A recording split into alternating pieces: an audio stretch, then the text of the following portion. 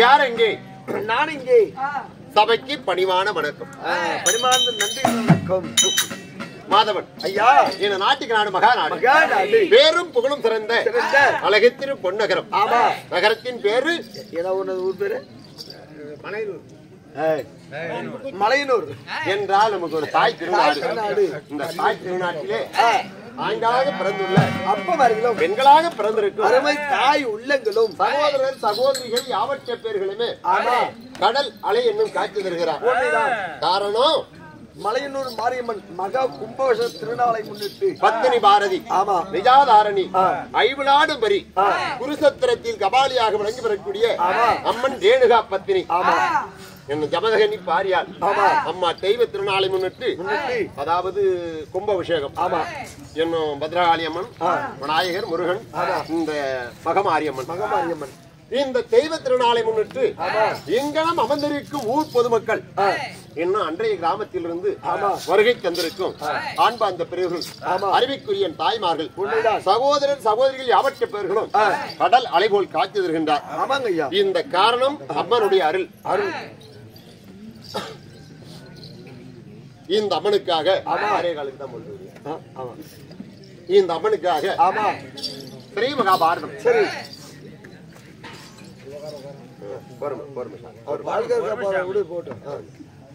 ஸ்ரீ மகாபாரதம் ஸ்ரீ மகாபாரதம் என்பது 6,60,60,000 சங்கம்.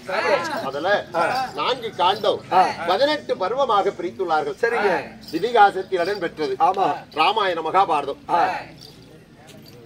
பார்க்காதெல்லாம் பாத்திரலாமான் பழங்கொண்ட ராமாயணத்தில், கேட்காத சொல்லலாம் கேட்கலாமா கீர்த்தி பெற்ற மகாபாரதத்தில். ஆமா, இந்த ஸ்ரீ மகாபாரதமும் ராமாயணம் எங்கப்பட்டது ஒரு மிகப்பெரிய மந்திரம்.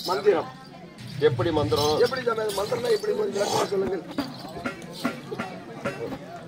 பாட்டுக்கும் பாடம் வாயில தான் போடுறோம்.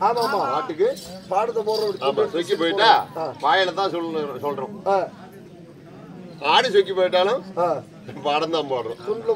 ஆமா, குழந்தைங்க நலிஞ்சிட்டு வாயில தான் பாடம் போடுறோம். நாம சொல்ற சொல்லுதான். அதே போல மகாபாரதமும் ராமாயணமும் நம்ம வாயில சொல்லக்கூடிய சொல்லுதான். இந்த ஆயனால் ஈர்க்கப்பட்டது அச்சர சொல். எல்லாமே பார், ஓம் என்ற சொல்ல உச்சரித்துதான் எந்த பாடத்தையும் துவங்குவார்கள். அதனால ஓம் என்ற உமா மகேஸ்வரி உலகத்தில், அதாவது ஊருக்கு ஒரு மாறியாக அமர்ந்துள்ள இந்த அம்மனுக்காக ஸ்ரீ மகாபாரதத்தில் ஒரு பாகமாகி பாண்டவர்களுக்கு ஆரண்ய காண்டம். 18 காண்டத்துல இன்று வைத்துள்ள நாடகம் ஆரண்ய காண்டம். ஆரண்ய காண்டத்தில் அர்ஜுனன் தேவப்பட்டம் இல்லையே ஊர்வசியின் பேடி சாபம். இந்த நாடகத்தில் இந்த வேலையை நான் தற்பாரசியமாக வந்திருக்கிறேன். மாதவா, நான் யாரு, என் பேர் என்ன, எதற்காக நான் வந்தேன்? அல்லா காசுக்கு தான் சாமி வந்திருக்கிறோம். உள்ளது சொன்னா உருவத்து போகுமா?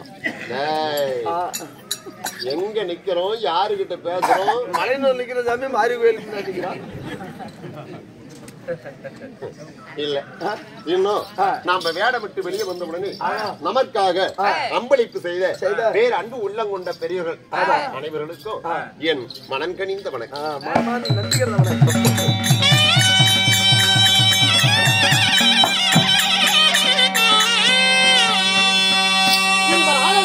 யாரு, என் பேர் என்ன சொல்லட்டுமா? பாடத்தில்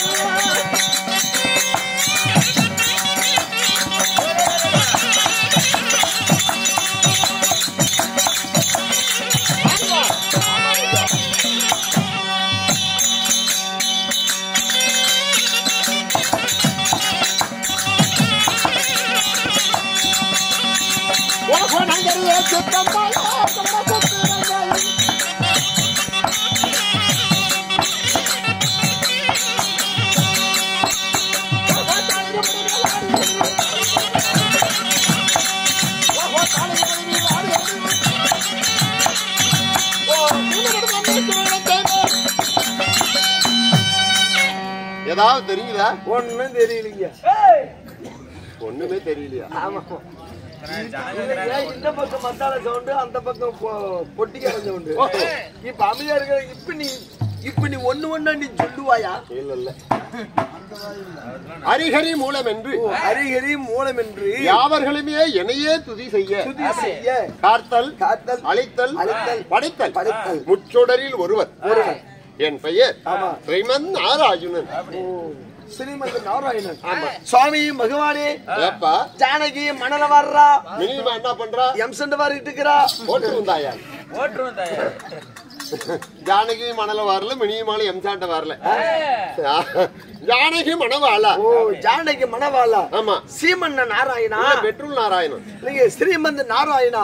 அகல புண்ட வாயா? உலகத்தை உண்டவா? அகிலத்தை உண்டவா? ஆமா. உரக்கலத்த மாயவா? ஆமா, காலு காணிச்சுக்கிட்டு இருக்குது. உலகளந்தோன். உலகளந்தோன். ஆமா. சரி சரிங்க. இப்படி இருக்கணும் மாதவா. இந்த மண்டியிலே பெண்ணாக பிறந்து இந்த ஸ்ரீமந்த நாராயணனை தெய்வம் யாருங்க?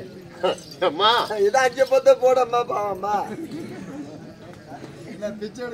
நீதானே அம்மா மண்ணிலே பெண்ணாக பிறந்து மகனே கிருஷ்ணா என்று பாலோடு அன்னங்களை பகிர்ந்து கொடுத்து இந்த மண்ணுலகில் என்னை பாசம் காட்டி வளர்த்தனாலே எங்க அம்மா சொல்றேன். பிச்சை எடுக்க போறேன் வந்தோன்னா அம்மா அப்படின்னா ஏதோ அஞ்சு பத்து என் தாய்.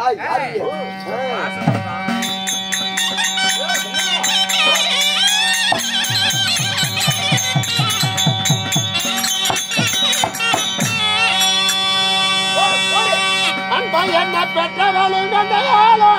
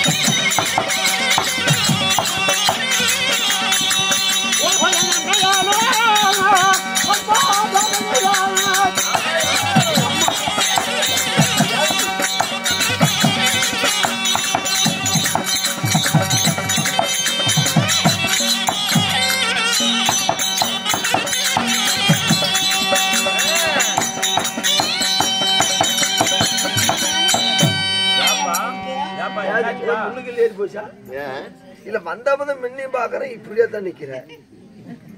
இப்ப வந்தாலும் இப்படியே தான் நிக்கிறேன். இதை முன்னுக்குள்ள ஏறி போச்சான்னு பார்த்தேன். காலன் பற்றாது பாருங்க. ஆயமல் நினைப்படுத்திச்சா நீ கேக்குறதுக்கு. ஆயமல் நினைப்படுத்திச்சா என் தாய் தேவகி. ஆமா. எங்க அப்பா தந்தையார் யாருங்க? வசுதேவ மகாராஜன். வசுதேவ மன்னருக்கு. ஆமா, கொஞ்சம் நில்லுவார். தேவகிக்கும் ஆமா வசுதேவ மகாராஜனுக்கும் நான் மகனாக பிறந்த என் பெயரோ ஸ்ரீமந்த நாராயணன். என் உடன் பிறந்தவர்கள் பலராம சக்கரவர்த்தி. அண்ணன் பலராமன் 7 பேர் சக்கரவர்த்தி பட்டம். அதனால எங்க அண்ணன் ஒருவர், அவர் பெயரோ பலராம சக்கரவர்த்தி. சக்கரகத்தி இல்ல பிளேடு கத்தி. நீதான சக்கரகத்தி? சக்கரவர்த்தி. ஓ சக்கரவர்த்தி. அழகிய தங்கை. அழகிய தங்கை இதே சொல்ற? ஏன் தங்கச்சிடா? அழகிய தங்கை. அவள் பெயர் சுபத்திரை. அவளுடைய பெயர் சுபத்திரை. இந்த கண்ணன் இப்படி முறையில் பிறந்த ஆளுநருக்கு அவனியில் 56 தேசம். அதில் என் நாடோ துவாரகை. அப்படி துவாரகையை பொற்பலமா எழுந்தறிய ஸ்ரீமந்தான் ஆராயுமா? திருமணம் முடிந்து விட்டதா சுவாமி? தேவியா யாருக்கு? எனக்கு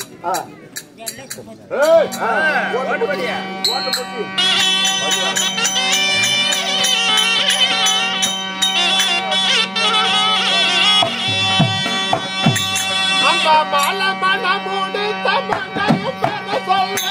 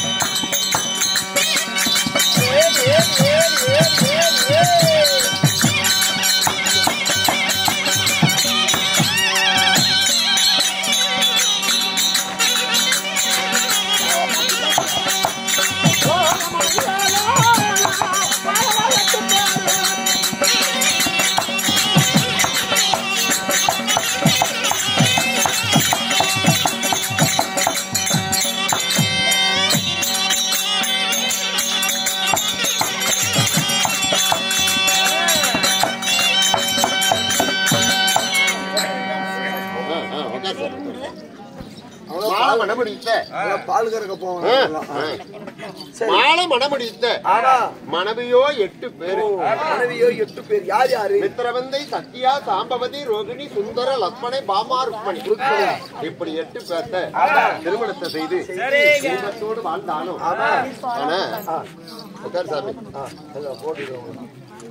முக்கியமான விஷயம் என்ன தெரியுமா? எனக்கு வேலை என்ன? காத்தல், அழித்தல், படைத்தல். இப்படி முத்தொழில் என்னை அண்டினால் முன்னியவர்களை. ஆமா, இதுதான் முக்கியமான வேலை. இருந்தாலும் முதல் யுகம் கிரைதாயுகம். அந்த கிரைதாயுகத்திற்கு ஆயுள் பலம் 17,28,000 வருஷம். அதுல மச்சன், குர்மம், பராகம், மாமனன், நரசிம்மன், பரசுராமன் என்று சொல்லக்கூடிய 6 அவதாரங்கள். இந்த 6 அவதாரத்துல முக்கியமான அவதாரம் இந்த அம்மா மலையனூர்ல அமர்ந்தாலே இந்த பராசக்தியினுடைய அவதாரம் தான் 6வது அவதாரம், முக்கியமான அவதாரம். ஆமாங்க. கிரைதா முடிந்து திரைதாயகம் பிறந்தது. அதுல ராமர் அவதாரம். ஆமா. இந்த துவாபர யுகத்தில் கிருஷ்ண அவதாரம். இந்த கிருஷ்ண அவதாரத்தில் நான் ஆவணி மாதம் அஷ்டமி திதி ரோகிணி நட்சத்திரம் ரிஷ்ப ராசி ரிஷ்ப லக்கணத்தில் புதன்கிழமை இரவு சரியாக 18 மணிக்கு கார்மேக கலர் நீல ஆடை கையிலே சங்கு சக்கரம் வில்லன்பு கதையோடு வட மதுரையிலே பிறந்து சிறைச்சாலையில் வளர்ந்து ஏன் இந்த யுகத்தில் நான் பிறந்தேன்? மூன்றே மூன்று காரணம் என்னன்னா, தூர்வாசன மகாமுனிவர் சாபத்தை கொடுக்கிறார். யாருக்கு?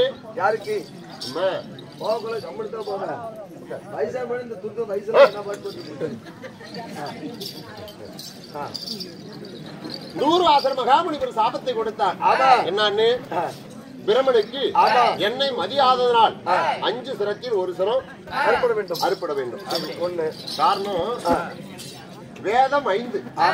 இன்னமும் 4 வேதம் தான் நிறைய பேர் நினைச்சிட்டு இருக்காங்க. வேதம் 5 வேதம். ரிக்கு, யசோர், சாமம், அதர்வனம், தர்மம். பிரம்மாவுக்கு 5 சிரம். அந்த 5 சிரத்தில் அருந்தது தர்மசிரம். தர்மசிரம் அருந்தவுடனே வரணியம் தர்மமே இல்லை, அதர்மம் பெருகி போச்சு. இந்த அதர்மம் பெருகி காரணம், தர்மத்தை மறுபடியும் நிலநாட்டும். தர்மத்தை மீண்டும் நிலநாட்ட வேண்டுமானால் ஆனா அந்த தர்ம சிரத்தை பொருதணும். தர்ம சிரத்தை பொருத வேண்டுமானால் சாதாரண விஷயம் இல்ல. ரத்தம் எல்லாம் ஆறு போல ஓடணும். எங்க கொண்டாந்து ரத்தம் எல்லாம் ஆறாட்டம் ஓடணும். அதுக்கு என்ன செய்வது? எங்க ரத்தம் ஒரு ஆள் 2 ஆள் இருந்தா ஆகாது. யார கேட்டா கொடுப்பாங்க? தானா வேணும் ரத்தம் எல்லாம். யார கேட்டாலும் கொடுக்க மாட்டாங்க. அதனால சனீஸ்வரனை ஜகனியாக பிறக்க செய்து துரியம் பக்கத்துல வச்சுட்டேன். எங்க துரியம் பக்கத்துல வச்சாச்சு. பாண்டவர் பட்சத்தில் நான் நின்னுட்டேன். ஆமா, பாண்டவர்களுக்கும் கௌரவர்களுக்கும் இந்த மண்ணால் ஏற்பட்டது நாளைக்கும் ஒரு சண்டை அப்படின்னு இந்த நாட்டுல வந்துச்சுன்னா ஒண்ணு இந்த மண்ணுனாலதான் இருக்கணும், இல்லன்னா ஒரு பொண்ணுனாலதான் சண்டை. இந்த 2 சண்டையை விட்டு அதிகமா எந்த சண்டையும் வர. வெட்டு குத்து கொலைன்னா ஒண்ணு மண்ணு ஒண்ணு பொண்ணு. இது 2 வெட்டு குத்து கொலையே ஏற்படும். மண்ணா பொண்ணா? ஆமா, இதெல்லாம் வெட்டு குத்து கொலை ஏற்படும். அதனால துரியோதனத்தில் சனீஸ்வரனை ஜகனியாக பிறக்க செய்து, அதாவது துரியன் நாவல விடபம் என்று சொல்லக்கூடிய மந்திரங்களை சனீஸ்வரன் எழுதிட்டார். விடாப்புடியா எப்பயுமே கொடுக்கிறோம் என்கிற வார்த்தை துரியனுக்கு வராது. நான் செஞ்ச வேலை. நான் என்னைக்குமே சிரிச்சுக்கிட்டே வேலை விடுறாரு. சிரிச்சுக்கிட்டு வேலை விட்டா நல்லா இருக்காதுங்க, எந்திரிச்சா தான் வேலை விட்டா நல்லா இருக்கும். என்ன பேசிட்டு இருக்கிற? இல்ல உட்காந்த வேலை இல்லப்பா, நான் சிரிச்சுக்கிட்டே ஒரு காரியத்தை முடிப்போம். அப்படிங்களா? காரணம் கல்லு சாக்கிற காரியம். என்ன காரியம்? கல்லு சாக்கினா அதுக்கு கூட வேணும், அது சாமிக்கு என்ன வேணும்? இல்லப்பா, நல்ல கவனிங்க. 8வது ஜனனம். ஆனா 8வது ஜனனத்தில் பிறந்து விட்டா இந்த கலியுகத்துல அதுக்கு ஒரு பேர் இருக்குது. 8ஆம் போரா பிறந்து 8 வச்சுதான் என் வீடு ஆச்சுங்க கிடையாது. 8ஆம் போராக பிறந்து விட்டால் இந்திரனை போல் வாழ்வு. ஆனா நான் பிறந்த ராசி லட்சணத்துல பிறந்தாதான் 8 வச்சு வீடு குட்டிச்சு. நான் பிறந்தது ஆவணி மாதம், திதி அஷ்டமி திதி, நட்சத்திர ரோகிணி, ராசியும் லட்சணமும் ஒண்ணே. ரிஷ்ப ராசி ரிஷ்ப லட்சணம். ஆமா, ரிஷ்பம் என்றால் பசு, பாக்கிறதுக்கு பசு. அது போல நான் எப்ப பார்த்தாலும் சிரிச்சுக்கிட்டு பசு போல தலையாட்டிக்கிட்டு யார் சொன்னாலும் இருப்பேன். நான் பிறந்த ராசி லட்சணத்தின்படி எனக்கு எதிரி யாராவது உண்டானால் என்ன செய்வேன் தெரியுமா? நான் தான் யாரு வீட்டுல காடு வச்சாலும் அந்த வீடு அடியோட போயிருப்பேன். ஆமா, ஏப்பா உனக்கு எனக்கு என்ன பகையா இல்லையா, மின்பலியா பெண்பலியா அப்படி என்று நைஸா பேசிக்கிட்டு அவனையே தோல் மேல கை போட்டுக்கிட்டு அவங்க வீட்டுக்கு போயிருவோம். நைஸா அன்னைக்கு அன்னையோட அவங்க வீடு இறங்கதான் கூட்டு அறிய நான் பிறகு ராசி வைக்கணும். சனி கூடி சந்திக்கு போட முடியும். ஆமா டேய் உண்மையான சம்பவம். சனின்னு சொல்லக்கூடாது. சனின்னு சொன்னா தொடரத்துக்கு ஆரம்பிச்சிருவாரு. அப்படி அவருக்கு பேரு சனீஸ்வரன். நம்ம எந்த சொந்தங்கள் வந்தாலும் அவர் சனீஸ்வரன் தான் சொல்லணும், சொல்ல வேண்டும். சனியும் அப்படின்னு சொன்னாவே அது நம்ம தொடர ஆரம்பிச்சிடும். நீங்க படிச்சு பாருங்க, கரெக்டா இருக்கு. சனியும் அப்படின்னு சொல்லக்கூடாது. ஆமா. இப்ப நம்ம எதெல்லாம் விட்டோம்? சனி பகவான் விட்டுருக்குறீங்க இல்ல. விடபம் என்று மந்திரத்தை துரியனுடைய நாவாலையில் விடாப்படியா எதுக்குமே கொடுக்க மாட்டான்.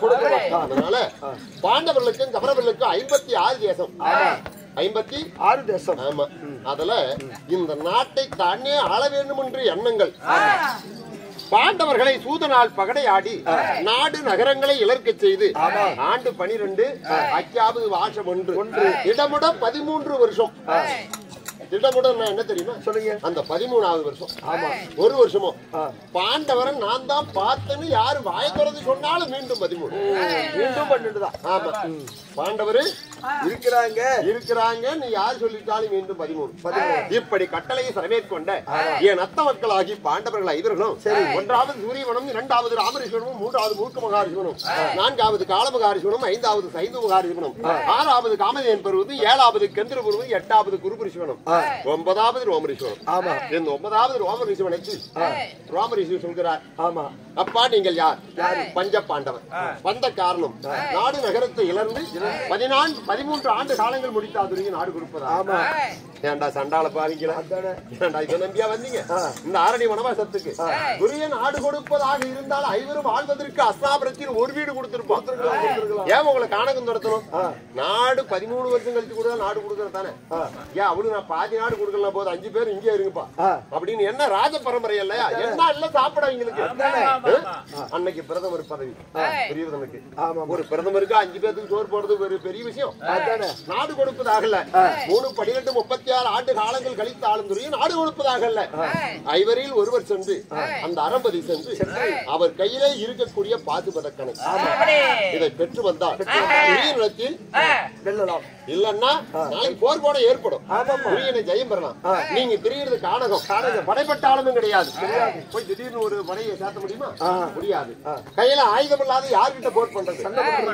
ஆமா, படைப்பட்டம் இல்லாததுனால சிவன் கையிலே இருக்கு பாதுபதகனை பெற்று வந்தால் பாண்டவர் ஜெயம் பெறலாம் என்று ரோமரிஷி சொல்ல என்னை அழைத்து 5 கேட்டார்கள். 5 ஒருவர் ஆகிய அர்ஜுனனுக்கே பொருத்தம். அவர் புறப்பட்டார். ஆமா, இப்ப பாருங்க இந்த கவன நாடகம். அர்ஜுனன் இடத்திலே பாதுபதக்கனைய சிவபெருமான் கொடுக்கவில்லை.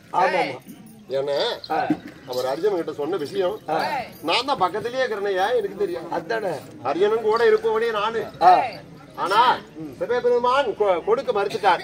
அர்ஜுனா, இந்த பாசுபதக்கனையை யாரு கையில ஒரு நாள் இருந்தால் சூரிய உதயாதி அஸ்தமிக்க 3,60,00,000 ராட்சத, அதாவது ரணபலி, ரணபலி உயிர் பலி கொடுக்கணும். இல்லன்னா யாரு கையில அந்த ஆயுதம் இருக்குதோ அவங்களே கொண்டு வரும். அதனால உனக்கு எப்ப தேவைப்படுத அப்ப கேளு, அது வந்துருன்னு சொல்லிட்டார். யாரு? சிவபெருமான். ஏப்பா அர்ஜுனன் யார் இதுக்கு அனுப்பணும்? இந்த பாண்டவர துரியோதனாதிகளை ஜெயம் பெறட்டும், அவங்களை வெல்லட்டு முன்ன நான் அனுப்பல. அரக்கர் கூட்டாளிக்கு இந்த அரக்கர் கூட்டத்தை அழிப்பதற்காக சிவன் கையில இருக்கக்கூடிய பாதுபதக்கனையை வாங்கணும் அப்படிங்கிறது என்னுடைய வேலை. ஏன்னா அந்த காளகை நிவாத வாசர்களுக்கும் எனக்கும் கங்காணம் கட்டி கொண்டு நாங்க என்னைக்கடாய் இந்த போர் குணத்தை துவக்கி இந்த ராட்சத படைகளை அழிக்கணுங்கிற எண்ணத்தோடு நான் எதிர்பார்த்து கொண்டிருந்தேன். ஏன்னா நீங்க எல்லாம் கொஞ்சம் எதிர்பார்க்கலாம், ஏன் அந்த அர்ஜுனன் தான் போய் பாதுபதக்கனையை வாங்கி இவங்களை கொல்லணுமா? ஏன் நீ பகவான் தானே, ஏன் நீ வாங்கி கொள்ள கூடாதா அப்படின்னு நினைக்கலாம்.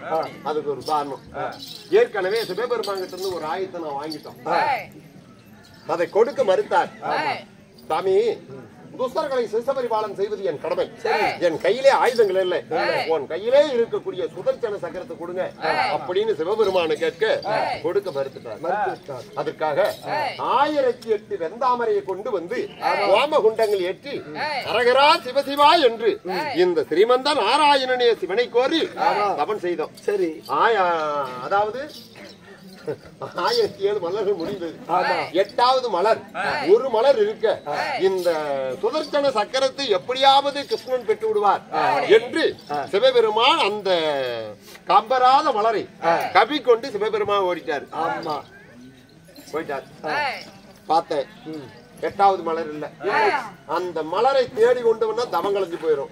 திரும்ப சிவபெருமான மறுபடியும் தவம் செய்யும். இது ஆகாத என் கையிலே இருக்கக்கூடிய கேடைங்களை எடுத்து என் கண்ணை மலராக நினைத்து கண்ணை தோண்டணும் பாரு. தோண்ட வந்து கையை பிடிச்சிட்டார் சிவபெருமான். பொறுப்பா கண்ணை மலராக நினைத்த கண்ண பரமாத்மா என்று பெயரும் வச்சு சுதர்சன சக்கரத்தை என் கையிலே கொடுத்தார். ஏற்கனவே ஒரு ஆசிரத்தை அவகிட்ட இருந்து நம்ம வாங்கிட்டோம். அதனாலதான் அர்ஜுனனை அனுப்பி அந்த சுதர்சனையை, அதாவது இந்த பாசுபத கணையை பெற்று இந்த அசுராதிகளை அழிச்சாச்சு. ஆமா, ஒரு வேலை முடிந்து விட்டது. ஒரு வேலை முடிஞ்சாச்சு. ஆமா, ஏன்னா நான் போவேன். அதனாலதான் இவங்க அழிஞ்சாங்க அப்படின்னா அர்ஜுனனுக்கு இவ்வளவு பாடுபட்டு அவனுக்கு ஒரு மன கஷ்டம் வந்துடும். அர்ஜுனனுக்கு ஒரு மன கஷ்டம் வந்துடும். யாருமே பாரு, ஒருவரே ஒரு காரியத்தை செய்து முடிச்சுட்டா மிகப்பெரிய ஒரு சந்தோஷம். அந்த முடியாத காரியத்துல இன்னொருத்தர் போய் செஞ்சா அந்த ஆளு இல்லைன்னா இது நடந்திருக்காரு. அவ்வளவு தூரம் அந்த ஆளு பாடுபட்டு சும்மா ஒரு செகண்ட் நேரம் வந்து இப்படி இல்லாம அப்படி செய்யும் போது கரெக்டா போயிடுச்சுன்னா அந்த ஆளு வரலாம். அந்த வேலை நடந்திருக்காரு. ஒரு நிமிஷத்து வேலை பல நாள் பாடுபட்டது ஒரு நிமிஷத்து வேலையில அவனுக்கு பேர் போயிடும். அதனாலதான் அர்ஜுனனுக்கே அந்த பேரு இருக்கட்டும். அப்படி என்று ஸ்ரீமந்த நாராயணும் நான் அகன்று நின்று அந்த காரியத்தை ஜெயம் பெற்று இருந்தாலும் ஒரு சின்ன விஷயம். என்ன விஷயம்? பதவி வரும்போது யாருக்குமே எதுவும் தெரியாது. ஆபத்தென்ற போதெல்லாம் ஆதி நாராயணா கிருஷ்ணா பரந்தாமா என்று என்னை பாண்டவர்கள் அழைப்பார்கள். ஆனா இந்திர லோகத்தில் தெய்வ பட்டம் வரும்போது இந்த ஆயனையே மறந்து சுமாதனத்தில் ஏறி உட்கார்ந்து அர்ஜுன சும்மா கர்வத்தை கொண்டு. அதனால அவருக்கு என்ன நடந்துச்சுங்கிற விஷயம் அத்தனையும் எனக்கு தெரியும். ஒரு விஷயால் சாபம் பெற்று தன் முருகுலைந்து கண்ணா கார்மேகா பாரு கஷ்டம் வரும்போதே தான் மறுபடியும் கூப்பிடுறான். அந்த பதவிக்கு போகும்போது என்ன கூப்பிடல. அதனால உடனடியாக சென்று அவனை தலையை விட்டு பாக்கணும்.